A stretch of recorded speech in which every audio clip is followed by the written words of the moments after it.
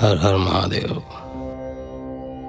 शिवपुराण के इस एपिसोड में आप सुनेंगे रुद्र संहिता के प्रथम खंड का अध्याय संख्या 17, 18, 19 और 20। 17वां अध्याय, पापी गूढ़ निधि की कथा।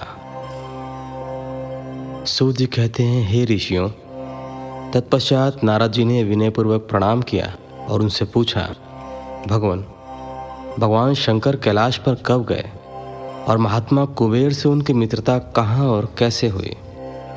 प्रभु शिव जी कैलाश पर क्या करते हैं, कृपा कर मुझे बताएं। इसे सुनने के लिए मैं बहुत उत्सुक हूँ। ब्रह्मा जी बोले, हे नारद, मैं तुम्हें चंद्रमौली भगवान शिव के विषय में बताता हूँ। कांपिल्य नगर में यज्ञ दत्त दीक्षित नाम का एक ब्राह्मण रहते थे जो अत्यंत प्रसिद्ध थे। वे यज्ञ विद्या में बड़े पारंगत थे। उनका गूढ़ निधि नामक एक 8 वर्षीय पुत्र था। उसका यज्ञोपवीत हो चुका था और वह भी बहुत सी विद्याएं जानता था, परंतु वह दुराचारी और जुआरी हो गया था। वह हर वक्त खेलता कूदता रहता था तथा गाने बजाने वालों का साथी हो गया था। माता के बहुत कहने पर भी वह पिता के समीप नहीं जाता था और उनकी किसी आज्ञा को नहीं मानता था। उसके पिता घर के कार्यों तथा दीक्षा आदि देने में लगे रहते थे। जब घर पर आकर अपनी पत्नी से गूढ़ निधि के बारे में पूछते तो वह झूठ कह देती कि वह कहीं स्नान करने या देवताओं का पूजन करने गया है। केवल एक ही पुत्र होने के कारण वह अपने पुत्र की कमियों को छुपाती रहती थी। उन्होंने अपने पुत्र का विवाह भी करा दिया। माता नित्य अपने पुत्र को समझाती थी। वह उसे यह भी समझाती थी कि तुम्हारी बुरी आदतों के बारे में तुम्हारे पिता को पता चल गया तो वे क्रोध के आवेश में हम दोनों को मार देंगे। परंतु गूढ़ निधि पर माँ के समझाने का कोई प्रभाव नहीं पड़ता था। एक दिन उसने अपने पिता की अंगूठी चुरा ली और उसे जुए में हार आया। दैव योग से उसके पिता को अंगूठी के विषय में पता चल गया। जब उन्होंने अंगूठी जुआरी के हाथ में देखी और उससे पूछा तो जुआरी ने कहा, मैंने कोई चोरी नहीं की है। अंगूठी मुझे तुम्हारे पुत्र ने ही दी है। यही नहीं बल्कि उसने और जुआरियों को भी बहुत सारा धन घर से लाकर दिया है। परंतु आश्चर्य तो यह है कि तुम जैसे पंडित भी अपने पुत्र के लक्षणों को नहीं जान पाए। यह सारी बातें सुनकर पंडित दीक्षित का सिर शर्म से झुक गया। वे सिर झुकाकर और अपना मुंह ढककर अपने घर की ओर चल दिए। घर पहुंचकर गुस्से से उन्होंने अपनी पत्नी को पुकारा। अपनी पत्नी से उन्होंने पूछा, तेरा लाडला पुत्र कहाँ गया है? मेरी अंगूठी जो मैंने सुबह तुम्हें दी थी वह कहाँ है? मुझे जल्दी से दो। पंडित की पत्नी ने फिर झूठ बोल दिया, मुझे स्मरण नहीं है कि वह कहाँ है। अब तो दीक्षित जी को और भी क्रोध आ गया। वे अपनी पत्नी से बोले, तू बड़ी सत्यवादिनी है, इसलिए मैं जब भी गूढ़ निधि के बारे में पूछता हूँ तब मुझे अपनी बातों से बहला देती है। यह कहकर दीक्षित जी घर के अन्य सामानों को ढूंढने लगे, किंतु उन्हें कोई वस्तु न मिली, क्योंकि वे सब वस्तुएं गूढ़ निधि जुए में हार चुका था। क्रोध में आकर पंडित ने अपनी पत्नी और पुत्र को घर से निकाल दिया और दूसरा विवाह कर लिया। अध्याय संख्या 18, गूढ़ निधि को मोक्ष की प्राप्ति।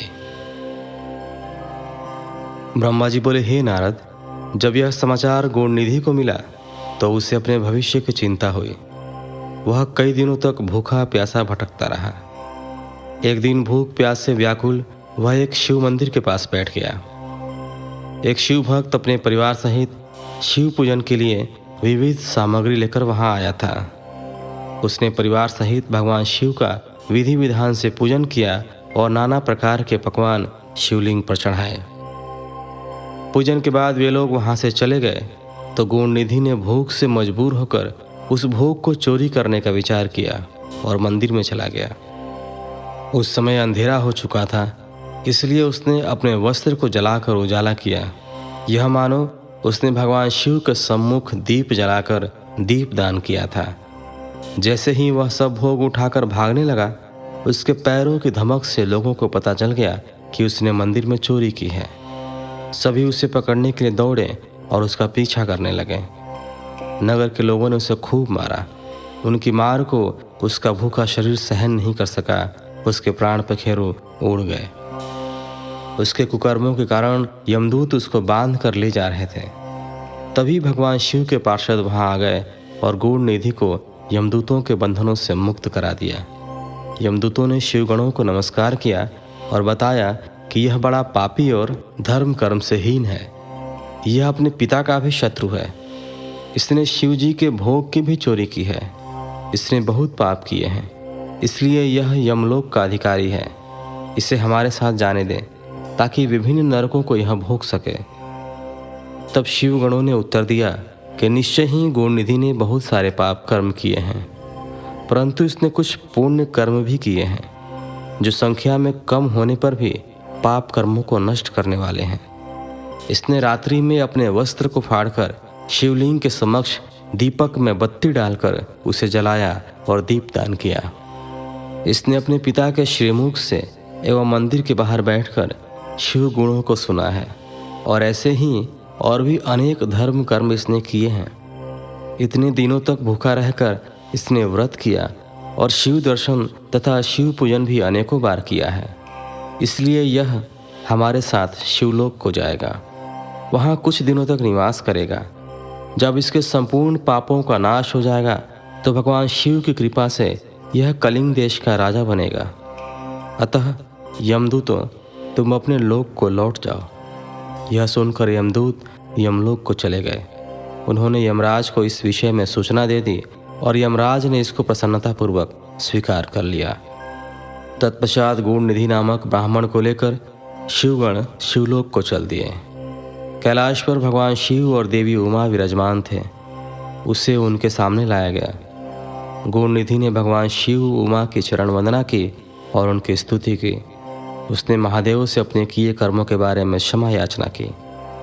भगवान ने उसे क्षमा प्रदान कर दी। वहाँ शिवलोक में कुछ दिन निवास करने के बाद गूढ़ निधि कलिंग देश के राजा अरिंदम के पुत्र दम के रूप में विख्यात हुआ। हे नारद, शिव जी की थोड़ी सी सेवा भी उसके लिए अत्यंत फलदायक हुई। इस गूढ़ निधि के चरित्र को जो कोई पढ़ता अथवा सुनता है, उसकी सभी कामनाएं पूरी होती हैं तथा वह मनुष्य सुख शांति प्राप्त करता है। अध्याय संख्या 19। गूढ़ निधि को कुबेर पद की प्राप्ति। नारद जी ने प्रश्न किया, हे ब्रह्मा जी, अब आप मुझे यह बताइए कि गूढ़ निधि जैसे महापापी मनुष्य को भगवान शिव द्वारा कुबेर पद क्यों और कैसे प्रदान किया गया। हे प्रभु, कृपा कर इस कथा को भी बताइए। ब्रह्मा जी बोले, नारद, शिवलोक में सारे दिव्य भोगों का उपभोग तथा उमा महेश्वर का सेवन कर वह अगले जन्म में कलिंग के राजा अरिंदम का पुत्र हुआ। उसका नाम दम था। बालक दम की भगवान शंकर में असीम भक्ति थी। वह सदैव शिवजी की सेवा में लगा रहता था। वह अन्य बालकों के साथ मिलकर शिव भजन करता। युवा होने पर उसके पिता अरिंदम की मृत्यु के पश्चात दम को राज सिंहासन पर बैठाया गया।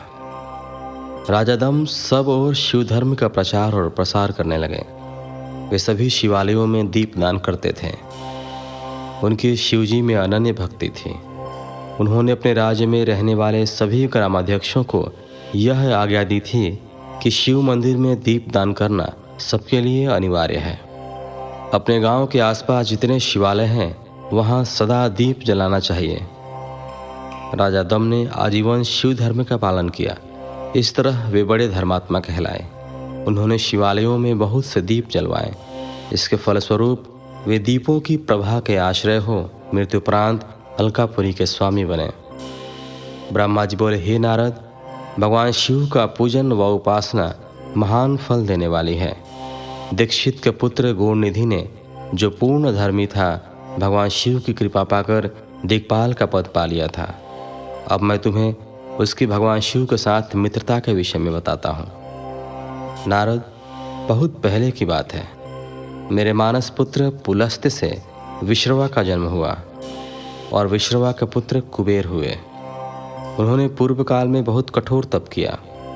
उन्होंने विश्वकर्मा द्वारा रचित अलकापुरी का उपभोग किया। मेघवाहन कल्प के आरंभ होने पर वे कुबेर के रूप में घोर तप करने लगे। वे भगवान शिव द्वारा प्रकाशित काशीपुरी में गए और अपने मन के रत्नमय दीपों से 11 रुद्रों को उद्बोधित कर वे तन्मयता से शिवजी के ध्यान में मग्न होकर निश्चल भाव से उनकी उपासना करने लगे।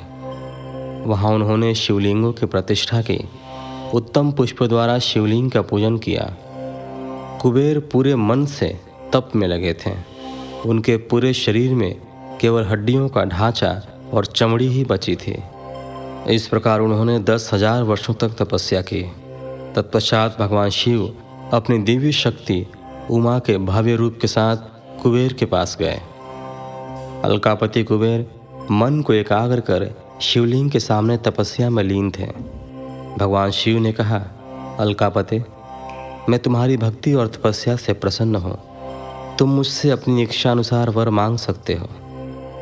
यह सुनकर जैसे ही कुबेर ने आंखें खोली तो उन्हें अपने सामने भगवान नीलकंठ खड़े दिखाई दिए। उनका तेज सूर्य के समान था। उनके मस्तक पर चंद्रमा अपनी चांदनी बिखेर रहा था।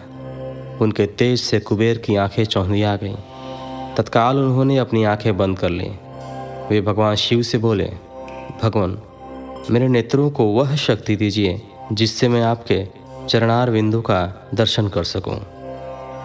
कुबेर की बात सुनकर भगवान शिव ने अपनी हथेली से कुबेर को स्पर्श कर देखने की शक्ति प्रदान की। दिव्य दृष्टि प्राप्त होने पर वे आंखें फाड़ फाड़ कर देवी उमा की ओर देखने लगे। वे सोचने लगे कि भगवान शिव के साथ यह सर्वांग सुंदरी कौन है। इसने ऐसा कौन सा तप किया है जो इससे भगवान शिव की कृपा से उनका सामीप्य, रूप और सौभाग्य प्राप्त हुआ है। वे देवी उमा को निरंतर देखते जा रहे थे। देवी को घूरने के कारण उनकी बाईं आंख फूट गई।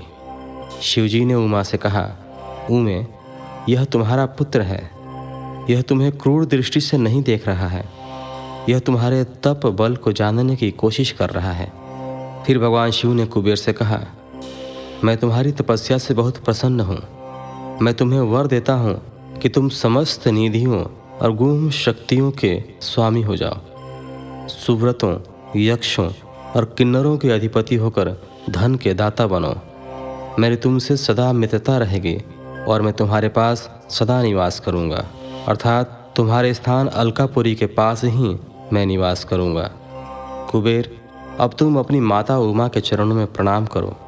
यही तुम्हारी माता हैं। ब्रह्मा जी कहते हैं, नारद, इस प्रकार भगवान शिव ने देवी से कहा, हे देवी, यह आपके पुत्र के समान है। इस पर अपनी कृपा करो। यह सुनकर उमा देवी बोली, वत्स, तुम्हारी भगवान शिव में सदैव निर्मल भक्ति बनी रहे। बाईं आंख फूट जाने पर तुम एक ही पिंगल नेत्र से युक्त रहो। महादेव जी ने जो वर तुम्हें प्रदान किए हैं वे सुलभ हैं। मेरे रूप से ईर्ष्या के कारण तुम कुबेर नाम से प्रसिद्ध हो गए। कुबेर को वर देकर भगवान शिव और देवी उमा अपने धाम को चले गए। इस प्रकार भगवान शिव और कुबेर में मित्रता हुई और वे अलकापुरी के निकट कैलाश पर्वत पर निवास करने लगे। नारद जी ने कहा, ब्रह्मा जी, आप धन्य हैं। आपने मुझ पर कृपा कर मुझे इस अमृत कथा के बारे में बताया है। निश्चय ही शिव भक्ति दुखों को दूर कर समस्त सुख प्रदान करने वाली है। अध्याय संख्या 20। भगवान शिव का कैलाश पर्वत पर गमन। ब्रह्मा जी बोले, हे नारद मुनि, कुबेर के कैलाश पर्वत पर तप करने से वहाँ पर भगवान शिव का शुभागमन हुआ। कुबेर को वर देने वाले विश्वेश्वर शिव जब निधिपति होने का वर देकर अंतर्धान हो गए, तब उनके मन में विचार आया कि मैं अपने रुद्र रूप में, जिसका जन्म ब्रह्मा जी के ललाट से हुआ है और जो संहारक है, कैलाश पर्वत पर निवास करूंगा। शिव की इच्छा से कैलाश जाने के इच्छुक रुद्रदेव ने बड़े जोर जोर से अपना डमरू बजाना शुरू कर दिया। वह ध्वनि उत्साह बढ़ाने वाली थी। डमरू की ध्वनि तीनों लोकों में गूंज रही थी। उस ध्वनि में सुनने वालों को अपने पास आने का आग्रह था।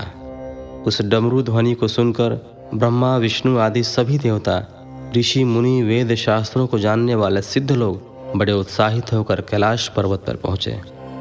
भगवान शिव के सारे पार्षद और गणपाल जहाँ भी थे वे कैलाश पर्वत पर पहुँचे।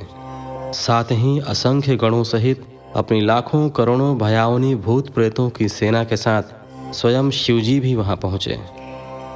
सभी गणपाल सहस्त्रों भुजाओं से युक्त थे। उनके मस्तक पर जटाएं थीं। सभी चंद्रचूड़, नीलकंठ और त्रिलोचन थे। हार, कुंडल, केयूर तथा मुकुट से वे अलंकृत थे। भगवान शिव ने विश्वकर्मा को कैलाश पर्वत पर निवास बनाने की आज्ञा दी। अपने व अपने भक्तों के रहने के लिए योग्य आवास तैयार करने का आदेश दिया। विश्वकर्मा ने आज्ञा पाते ही अनेकों प्रकार के सुंदर निवास स्थान वहां बना दिए। उत्तम मुहूर्त में उन्होंने वहां प्रवेश किया। इस मधुर वेला पर सभी देवताओं, ऋषि मुनियों और सिद्धों सहित ब्रह्मा और विष्णु ने शिवजी व उमा का अभिषेक किया। विभिन्न प्रकार से उनकी पूजा अर्चना और स्तुति की। प्रभु की आरती उतारी। उस समय आकाश में फूलों की वर्षा हुई। इस समय चारों ओर भगवान शिव तथा देवी उमा की जय जयकार हो रही थी। सभी की स्तुति से प्रसन्न होकर भगवान शिव ने उन्हें उनकी इच्छा के अनुसार वरदान दिया तथा उन्हें अभीष्ट और मनवांछित वस्तुएं भेंट की। तत्पश्चात भगवान शंकर की आज्ञा लेकर सभी देवता अपने अपने निवास को चले गए। कुबेर भी भगवान शिव की आज्ञा पाकर अपने स्थान अलकापुरी को चले गए। तत्पश्चात भगवान शंभु वहाँ निवास करने लगे। वे योग साधना में लीन होकर ध्यान में मग्न रहते। कुछ समय तक वहाँ अकेले निवास करने के बाद उन्होंने दक्ष कन्या देवी सती को पत्नी रूप में प्राप्त कर लिया। देवर्षि अब रुद्र भगवान देवी सती के साथ वहाँ सुखपूर्वक विहार करने लगे। हे नारद, इस प्रकार मैंने तुम्हें भगवान शिव के रुद्र अवतार का वर्णन और उनके कैलाश पर आगमन की उत्तम कथा सुनाई है। तुम्हें शिवजी व कुबेर की मित्रता और भगवान शिव की विभिन्न लीलाओं के विषय में बताया है।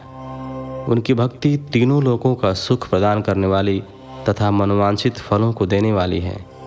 इस लोक में ही नहीं परलोक में भी सद्गति प्राप्त होती है।